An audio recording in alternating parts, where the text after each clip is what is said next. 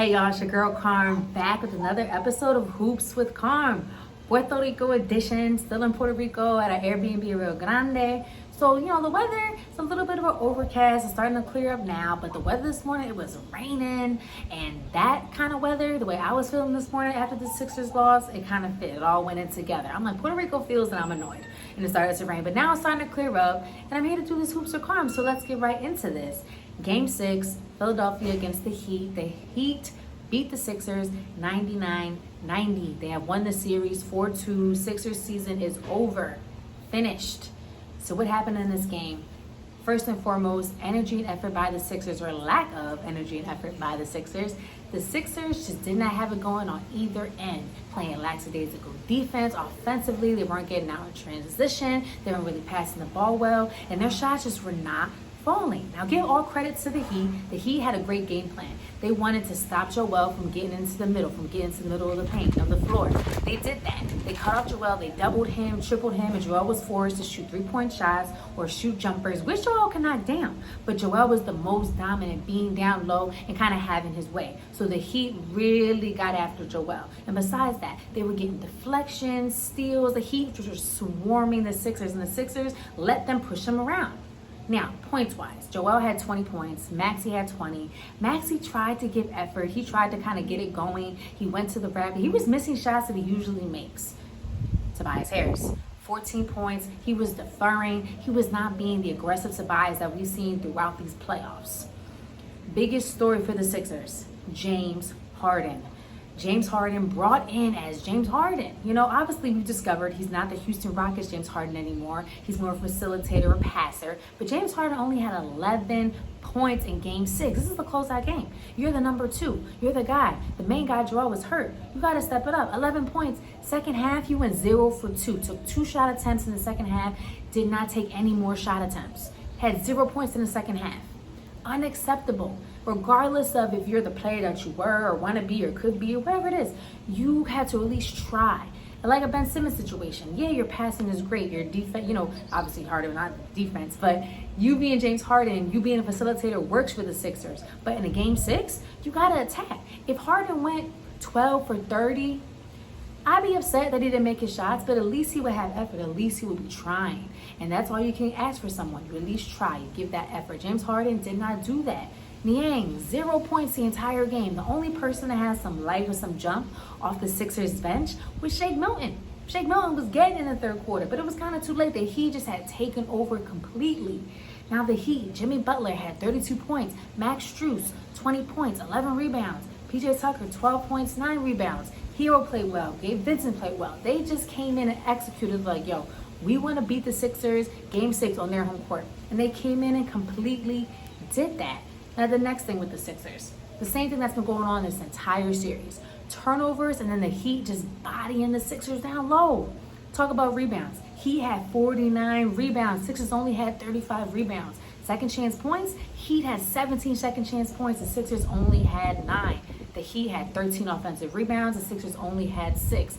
The Heat didn't even shoot that great from 3. They're a good 3-point shooting team. Only shot 25% in game 6. So they weren't even going nuts from 3. They were just getting whatever they wanted. The Sixers had no pushback for them, especially on the offensive or defensive end. So the Heat just were going, they were focused, and they were playing like they wanted to win this game. The Sixers did not.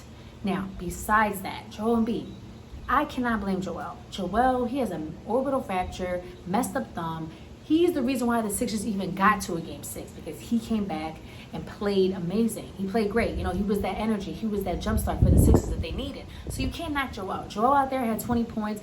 Of course, you'll want the heroic game, 40 points, 12 rebounds, or, a triple-double, whatever it is. But Joel, he was trying out there. He was on the floor, kept getting knocked around, trying to get loose balls. Joel did everything he could do.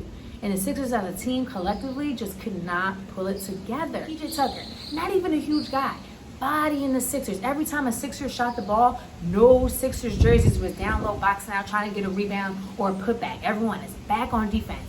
If the Heat shoots a shot, Everybody on the Heat is down low, trying to get it put back, making sure the shot goes in, ready for a rebound. The Sixers just had no energy, no effort, and the Heat just were focused. The Heat are on to the Eastern Conference Finals, and at this point, they deserve it. They really deserve it. Jimmy Butler was talking his talk when he was walking out of the court, going into the locker room. He's like, Tobias Harris over me, Tobias Harris over me, and honestly, 100% facts.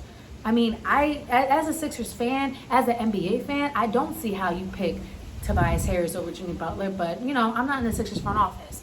Jimmy Butler, he said, I wish I was still on Joel's team. I love Joel. And Joel even said, I don't know how we let Jimmy Butler go. Obviously, it is what it is. You can't change the past. But it just shows that when Jimmy Butler was on the Sixers, it was a good thing. Jimmy Butler is the kind of player that you want. He's grit and grind. He's going to give you all of his effort. And that's the thing. Shots don't always fall, but your effort and your energy, that's something that could be consistent no matter what. And the Sixers are just lacking. Sixers season is over. Now, off season, what are the Sixers going to do? Obviously, Joel Embiid, thank you for being great. Please stay with the Sixers. Joel obviously is the guy. I would say keep Maxey.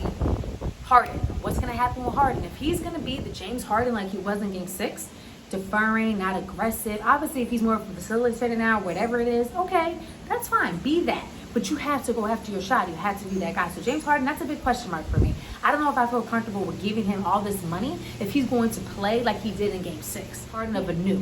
But James Harden, that, yeah, you're not the crazy three-point shooter that you used to be. You can't finish at the rack like you used to. But what else can you do offensively besides just be able to pass the ball? Because we need more. The Sixers need to keep, obviously, Joel, keep Maxey.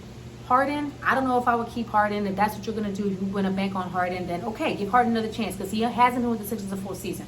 Okay, fine. Doc Rivers, I'm not a fan of his coaching. I think Doc is kind of stuck in old ways and he doesn't really know how to adjust in-game situations. To me, Doc got to go. I wouldn't give him another season. I would just completely break apart the roster and get a new coach. Focus on the bench. The Sixers bench cannot compete with even top 10 benches in the league. Yes, our bench sometimes has good games, but in terms of depth, the Heat, they can go 12 deep because they got the depth. They got players that are 3-and-Ds, guys that can, have a little bit of offense or just focus on the defensive end.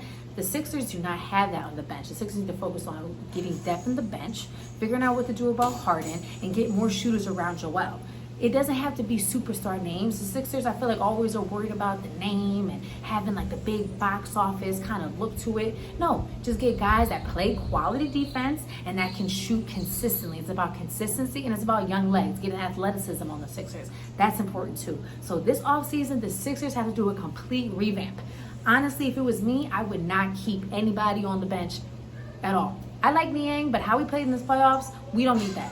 I would, and obviously Tobias has that contract, so maybe Tobias would probably have to stay. But I'd say completely revamp the bench, give Joel shooters around him, more athleticism, and guys that are committed to defense. Doc Rivers, to me, gotta go. Shout out to Joel Embiid. Being the MVP, to me, Joel was MVP. Because of what he had to deal with, what he had to work with, regardless of the numbers of the points, Sixers had to really focus on revamping because Joel Embiid's prime, time is ticking. So that's the Sixers coverage with Hoops of Carm for this season, but I'm still going to have an NBA coverage for you as the rest of the playoffs go on.